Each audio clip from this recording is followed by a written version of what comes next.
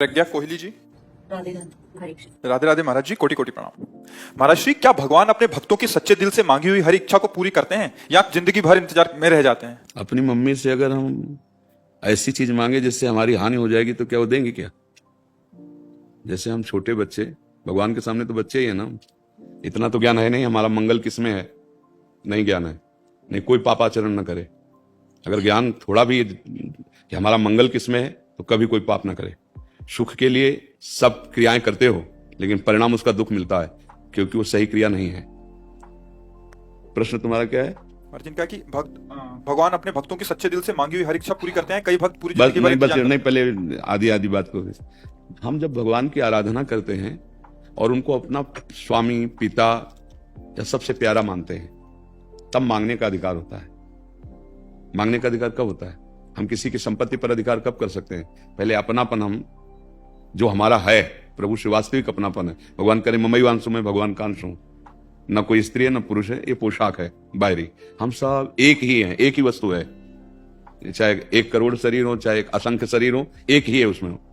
जितने भी यंत्र है ना, heater, halogen, fridge, AC, motor, सब में बिजली एक ही है। बिजली में कोई अंतर नहीं, बाहरीकरण अलग अलग है लेकिन उसको चलाने वाली जो बिजली पावर है वो एक ही है। हम लोग कर्मों के जाल में फंस गए हैं। दुख देने वाले कर्म हमारे द्वारा बहुत हो गए जिनको पाप कर्म कहते हैं। सुख देने वाले जो कर्म है पुण्य, वो भी हुए हैं। वो अगर अधिक मात्रा में है तो थोड़ा स्वर्ग सुख भुगा के फिर यहां, पाप कर्म अधिक है तो नर्क भुगा करके फिर यहां। तो हम दोनों के मिश्रित से बने हुए ये शरीर है जो हमारा आपका है, पाप और पुण्य दोनों से। अब जैसे अभी हमारे दुख का भोग आया, अब हम मांगे कि भगवान हमारे दुख को मिटा दो, नहीं मिटेगा, नहीं मिटेगा, क्योंकि अब जहर फैल चुका है, अब उसे तुम्हें भोगना पड़े। ये जो शरीर बना है ना, ये पहले से ही, जन्म लेने के पहले से ही इस शरीर को 2 भागों में, एक पुण्य का भाग और एक पाप का भाग, दोनों को मिश्रित करके से बनाया गया है। तो कभी अधिक सुख की स्थिति आ गई, खूब उत्साह आनंद, जो सोचा वो हो गया। कभी दुख की स्थिति आ गई, निरोत्साह, कोई साथी नहीं, चाहे जितना प्रयास करो बस गिरना ही गिरना है, असफल ही असफल होना है, पाप का कर्म आ गया। अब इन दोनों को मिटाने के सामर्थ्य केवल एकमात्र भजन में है, भजन में, केवल भजन में। आप गए, अभी हम इसी पिछले वाले बैच में जो आए थे तो हंसी सी बात की थी कि हम लोग इतने बच्चे हैं कि भगवान से कहते हैं प्रभु ये काम बना दो, 11,000 का भोग लगा देंगे। किससे बात कर रहे हो? अरे भगवान को इन सब बातों की जरूरत नहीं, आप सच्ची मानिएगा। महालक्ष्मी उनके चरण सहलाती उनको। तुम बच्चे हो, केवल अपनापन करो कि ठाकुर जी आप हमारे हो, इससे बड़ी भेंट नहीं होगी। जानते हो ठाकुर जी को रिझाने के लिए, अपनी आनंदमयी वृत्ति पाने के लिए क्या भेंट करना पड़ता है? मन। आप मन दे दो, फिर हमें प्रश्न करना आके, फिर हमें प्रश्न करना आके कि वो कामना पूरी करते हैं, जिंदगी भर इंतजार करना पड़ता है। दोनों का उत्तर उसी में मिल जाएगा। जिस दिन मन मना भव, भगवान कह रहे ना, मन मना भव, भगवान कह रहे हैं मय्येव मनाधत्स्व मयि बुद्धिम निवेशय। भगवान क्या मांग रहे हैं? मन। और आप क्या कह रहे हैं? 11,000 भोग लगा देंगे। कर्म तुम्हें अवश्यमेव भोक्तव्यम, भुगताएगा, तुम्हें दंड देगा। ये कोई भगवान ऐसी नहीं कि उनको घूस दे दी और वो तुम्हारा काम बना देंगे। अरे वो सर्वलोक महेश्वर अनंत महिमाशाली है, उनको हंसी आती है जब हम लोग ऐसी बात करते ना, हंसी आती है। हाँ, हमारी कामनाएं पूर्ण करने में समर्थ भगवान हैं। भगवान को हम अपना माने और अपना मन उनके चरणों में अर्पित करें तो सही बात यह होगी कि कोई कामना नहीं रह जाएगी, क्योंकि कामना मन में है ना। अब एक कामना पूर्ण हो तो 2 खड़ी हो जाएंगी, 2 पूर्ण हो तो 4, तो देखो पूरा जीवन ही व्यतीत होता चला जा रहा है। हम अगर मांगे भी प्रभु से तो इतनी छूट दे दें। मांगने का अधिकार तब है जब आपका भजन चल रहा है, आप भगवान से संबंध जो है उसे स्वीकार किए हो, मेरे स्वामी हो।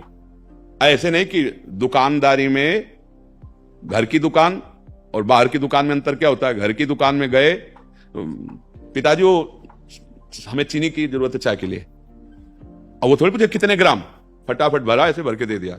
बाहरी दुकान में चीनी की जरूरत है, कितनी? 100 ग्राम, इतने रुपया निकालो। नहीं, रुपया तो नहीं, समझ रहे?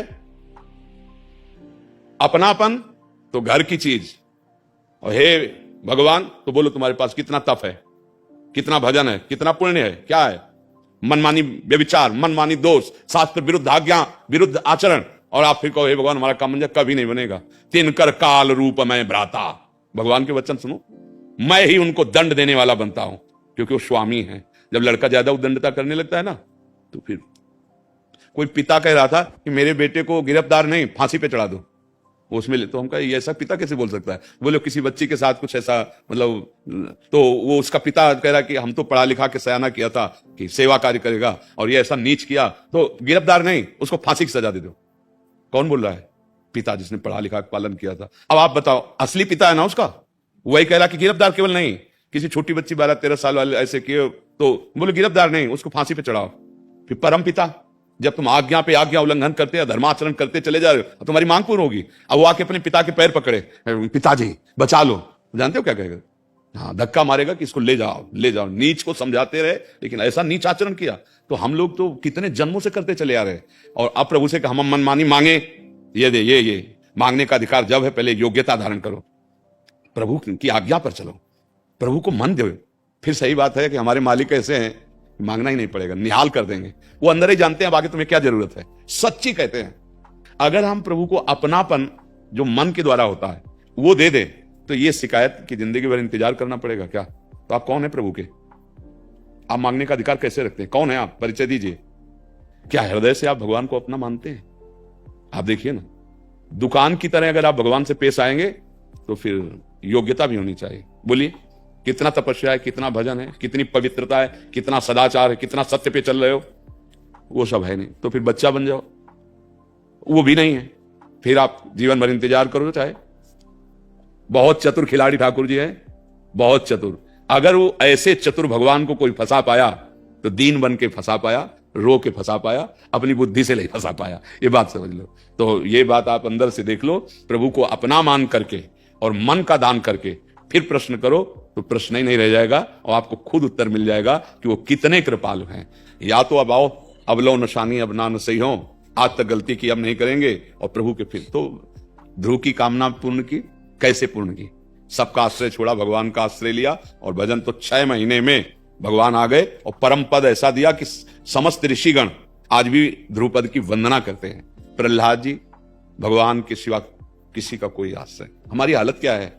जितना आपके पास पुण्य होगा, तप होगा, पवित्रता होगी, इस दुकान से उतने लौकिक सुख मिलेगा आपको।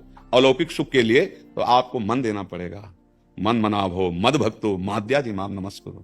आपका कोई इसमें संशय? नहीं जी। हाँ, बस यही बात समझनी। हम आपसे सच्ची कहते हैं, अगर हम अपना मान लें प्रभु को, तो कई बार हम मतलब इस बात में एकांत में रोए हैं कि प्रभु आप इतना प्यार करते हैं, ये लोग जान क्यों नहीं पा रहे हैं। और आप भी अनुभव कीजिए अपने जीवन में कि भगवान आपको कितना प्यार करते हैं। अगर आपको भगवान नेत्र ना देते तो सोचो, अब आपको कुछ दिखाई नहीं दे रहा, आप कैसा लग रहा है? घबराहट पैदा हो जाएगी। लेकिन आपको नेत्र दिए, कान दिए, इंद्रियां दी, पूरा देह दिया, व्यवस्था। आपके तो भगवान ने हमें क्या दिया? आपके पास आपका है क्या? सब दिया हुआ तो भगवान का ही है। आप भगवान को क्या प्यार करते हैं? कम से कम उनकी आज्ञा पे चल लीजिए ना। उस कोटि का भजन तो वो जो कहते हैं कि ये ना करो तो मत करो ना। वो स्वामी है, वो पिता है, वो मालिक है। अब मनमानी आचरण करोगे, देखो भारत सरकार हमें सब सुविधा दे रही ना। कानून के विपरीत करेंगे तो सजा भी तो भारतीय सरकार देती है ना। पिटाई भी होगी, जेल भी मिलेगी, ज्यादा अपराध बन गया तो मृत्यु दंड भी मिलेगा। तो पालन पोषण भी तो भारत सरकार कर रही है, तो हमें फिर दंड भी वही देती है। तो भगवान ने स्वर्ग बनाया है, ब्रह्मलोक बनाया है, तो नरक बनाया है, बड़े बड़े रोग बनाए, बड़े बड़े दंड विधान बनाए। इसलिए हम कम से कम भगवान के विपरीत तो ना चले। हम तपस्या न कर पावे, हम उस कोटि के भजनानंदी नहीं, तो कम से कम स्वामी के विपरीत आचरण तो ना करें। और इतना तो मान लें कि प्रभु मेरे, तो प्रश्न ही नहीं रह जाएगा।